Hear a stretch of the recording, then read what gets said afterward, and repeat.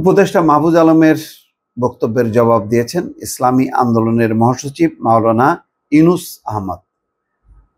মাহফুজ আলম বলেছিলেন যে যারা মব সংস্কৃতি করবে তাদেরকে অপারেশন ডেভিল হান্ট এই অপারেশনের মধ্যে আনা হবে, অর্থাৎ তাদেরকেও নির্মূল করা হবে।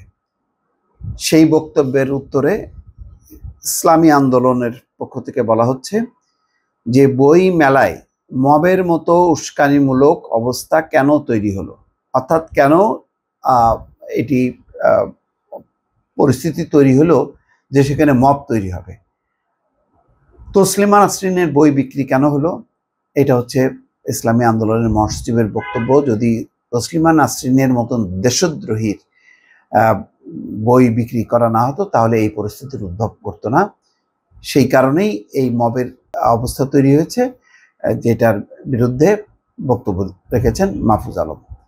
তিনি বলেছেন, মাওলানা ইউনুস আহমদ বলেছেন, একটি কার্যকর রাষ্ট্রে কোনো ক্ষেত্রেই মব সংস্কৃতি গ্রহণযোগ্য না। সেই নীতিতে বই মেলায় যা হয়েছে তাও সমর্থনযোগ্য না। একই সঙ্গে বই মেলায় তসলিমা নাসরিনের বই রাখা নিয়েও প্রশ্ন তোলেন তিনি।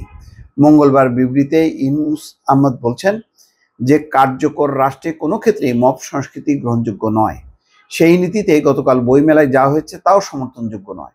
একই সঙ্গে এই প্রশ্নও করা জরুরি যে তসলিমার মতো একজন যার দেশদ্রোহিতা এবং সমাজ বিরুদ্ধতা বারবার প্রমাণিত এবং যে পতিত ফ্যাসিবাদের পক্ষে নির্লজ্জ যোদ্ধার ভূমিকা পালন করছেন, তার বই কি করে বইমেলায় প্রকাশিত হতে পারে?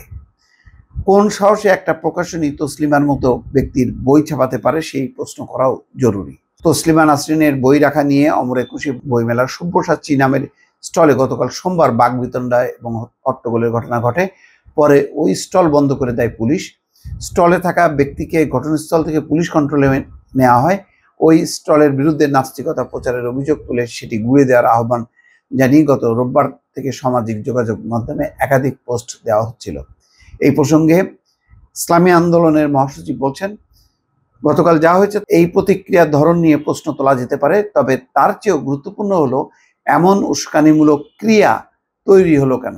অর্থাৎ তসলিমা নাসরিনের বই বিক্রি করা এটা ক্রিয়া, আর মব যেটি হলো সেটি হচ্ছে প্রতিক্রিয়া। এই প্রশ্নের সমাধান না করে তৌহিদি জনতাকে শায়েস্তা করার হুমকি দেওয়ার তীব্র প্রতিবাদ জানাচ্ছে। অর্থাৎ মাহফুজ আলম নিজের ভেরিফাইড ফেসবুকে মবের মহড়ায় সরকার শক্ত হাতে দমন করবে এই কথা বলেছিলেন। পাশাপাশি তিনি বলেছেন, তৌহিদি জনতা, আপনারা 1.5 দশক পরে শান্তিতে ধর্ম ও সংস্কৃতি পালনের সুযোগ পেয়েছেন। আপনাদের আহাম্মকি কিংবা উগ্রতা আমাদের সেই শান্তি বিনষ্টের কারণ হতে যাচ্ছে।